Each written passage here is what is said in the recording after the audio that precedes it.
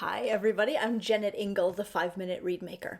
If you're watching this on YouTube, would you go ahead and click subscribe and maybe even notify? And this way you always know when I drop a new episode. And of course it makes it easier for other people on YouTube to find my channel and therefore to become better reedmakers and happier musicians. And so everybody wins. Thank you. Today, in the 5-Minute Reedmaker, I'm going to do a reed repair shop episode on 3 reeds of mine. These are 3 reeds that I personally myself labeled as medium soft reeds, and I sent them off to somebody who ordered medium soft reeds, and she didn't like them. She said they are too hard, they don't even crow, they're not working for her at all, and she sent them back. And there are a couple of reasons that I want to do this episode for you today. Number one, I want to normalize the fact for anybody else who is in a reed business themselves, or anyone else who feels a lot of feelings about whether their students like their reeds, whether other people like their reeds. I sort of want to normalize the fact that yes, I do have a professional reed business and lots of people love my reeds and some people don't. And this is normal because every person is different, because what you need in a reed is different, because what you've been trained to think a reed should feel like is different, because what you need in the moment, where you are in the country or in the world, might very well be different from what I imagine you need sitting here at my desk. And there's no actual way to please everybody. So like my first takeaway here is if you are sending reeds out to people and they don't like them, like let's not take it personally. They just might need something different than what you sent. But my other question, of course, is what did I do wrong? Are these reeds indeed crazy too hard? Do they not crow? How can I make this better? Like, did I make a mistake as I was making them? Did something about the shipping of them wreck them, the sanitizing and shipping? Because I sort of never know what happens after I release them from my desk. Or how can I take these reeds, which somebody, a real person who's entitled to her opinions, says are too hard and too inappropriate. Like, how can I be better as a reed maker? These are my questions.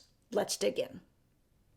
Okay, so I have my 3 reeds here, and like visually they seem okay. They look like reeds.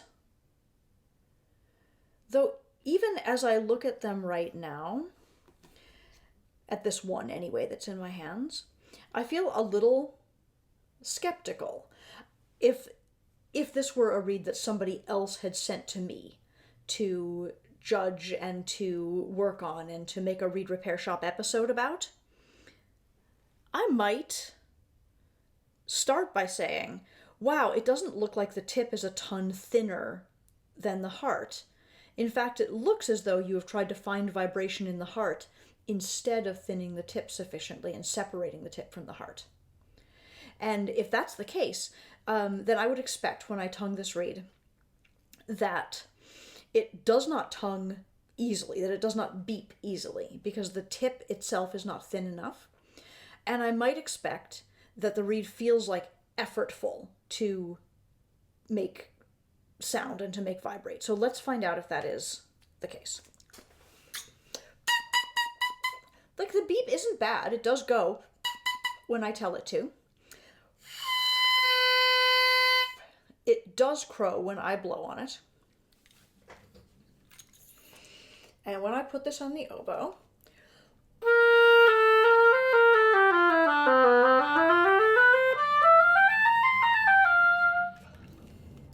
like, it's not the prettiest thing ever, but it's okay. It definitely works, and it doesn't feel very difficult for me to play. And yet, clearly it didn't work for someone, for a human person that I assume to be a rational actor. So I'm curious. What am I curious about? I'm curious as to whether, indeed, as it appears, I scraped too much out of the heart. And I'm curious as to whether I can make this better. wow, look at that. It's super thin. 42. And 45. You know that I don't really make my reeds to numbers, right? I don't use my micrometer regularly. I sort of make them by feel always. But I tend to have those hearts significantly thicker than this. And so what I suspect happened is in my finishing process, which is sometimes a little on the hurried side, I may have gotten it to a certain point and then just done like an extra swipe over the heart to help make it a medium soft. Sometimes I will just do that. And that's maybe not cool. So let me work. I'm going to see if further separating the tip from the heart gives me a result that is more responsive and a little bit easier to play. Because here's the other thing. I know that my reeds run hard, and I know this because I like to blow hard against my reeds. I like having a good amount of resistance. It makes me feel comfortable and safe when I play. And, I'm a professional. I play all the time. So when I send out a reed that is, quote, medium, what that usually means to me is that I like that reed. And it has a fair amount of resistance in it, as well as an easy response. Well, when I go to make a medium soft, my choices are scrape more in the tip. My choices are to scrape more in the tip to make it more responsive, but the downside of that can be that the sound gets edgy and thin, especially if I take too much in the center of the tip.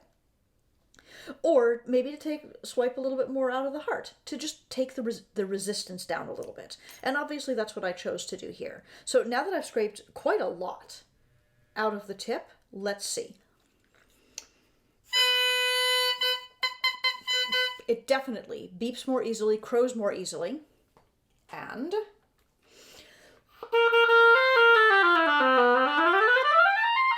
it is significantly much, much easier to play. Is it more attractive? I don't think so. It seems to me to lack a bit of core in the sound, but it is a ton easier to play. So, already from this one, my own lesson for myself is that it's probably better to produce this medium soft quality that people order by working in the tip more than in the heart. What I like about this, this is not a reed I would play on. This feels too easy for me, but I can play it with no actual air support, using only the air in my mouth, I can play it comfortably using only the air in my mouth. And I'm going to guess that is what this customer was wanting. So let's see what I've done with these other ones. I suspect sort of the same. This guy. Taking a look. And again, actually, I see how thin the heart appears, and I will measure it. Yeah, look, my heart is definitely down in the low 40s.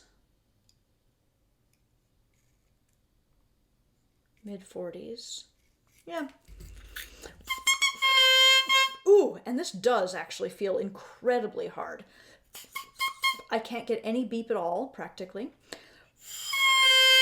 The crow requires a ton of work. And it's already short, it's already down at 70. Do I have an excuse for this? No? What I say to people when they complain about my reeds, which sometimes they do, I apologize, right? It's never my intention to send a reed that isn't good, or to send a reed that doesn't work and play for me here at my reed desk. But this does feel it feels terrible to me right now, and I wouldn't have sent out a reed that feels like this So now this makes me wonder what happened during the course of shipping it. What happened in the mail? How did I choose a reed? How did I send out a reed that feels this bad to me now? Like, I'm not going to apologize as much for this one because it worked for me and now it works better. But this one is awful. Who makes these reeds? I ask sarcastically because I know it's me. So I did a ton in the tip just now, trying to make the heart sort of think it's thicker and trying to find response in a place that didn't exist before. It was already thin is the problem. So, like, do I know I can bring this around? I do not know. For the record, I'll just state that I have already sent out replacement reeds to this customer.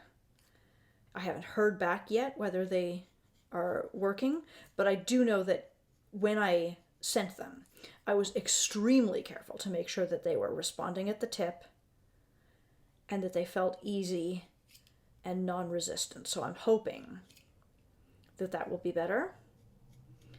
But I wanted to take this time to just explore what I did and see how I can do it better. Flat crow. Awful. Awful. I hate this reed. I hate this reed. I don't know how it... Oh, look. As I break it off, I can see this one strand of thread over here, which implies that we were overwound by at least one wind.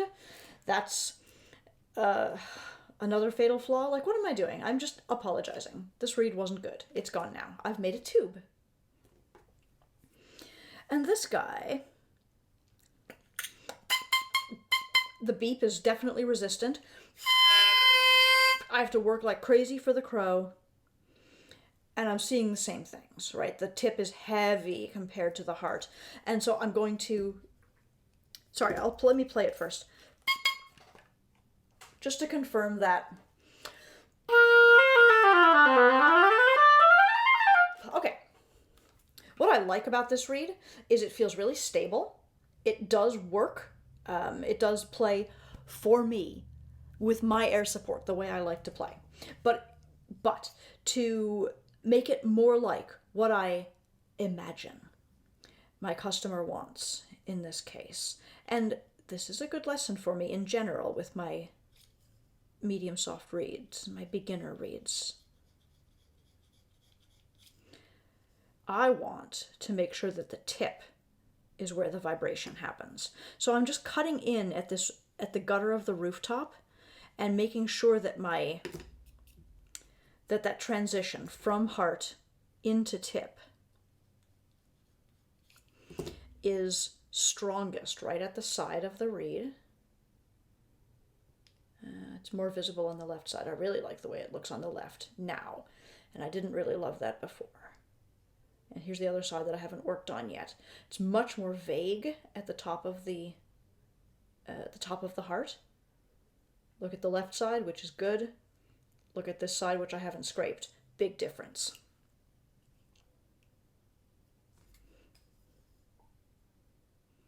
So here's my strong cut in. And then I just sort of pet the kitty up to the corner.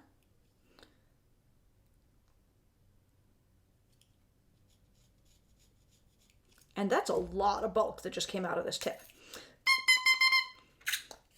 And now it beeps with no effort from me. I can use no air, just tongue, and it goes. And it's much easier to find the crow. Do I need to clip, actually? It was like a sea crow. Let me play it first.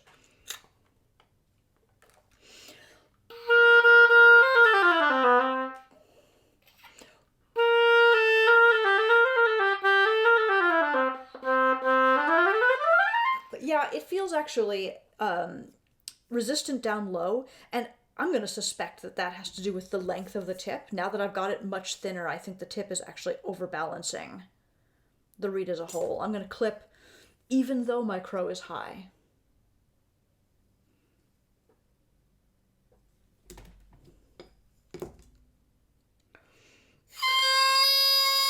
And there it is. Okay. So I noticed that I clipped, and that did not change the pitch of the crow much. Oh, but it did take away the beep, as though I've clipped into thickness. You know, when you clip and the reed gets harder to play, it could be that means the slope in your tip isn't slopey enough. So I'm just going back in, making sure that the sides and the corners are the thinnest part.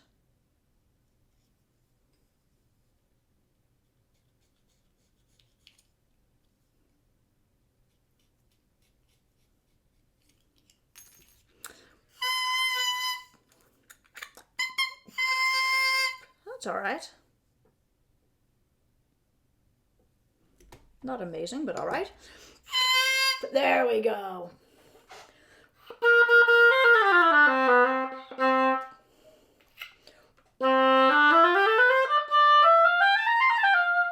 Okay. So what I've got here is 2 reeds that I mailed as medium soft reeds, which were not responsive enough at the tip to qualify as a medium soft.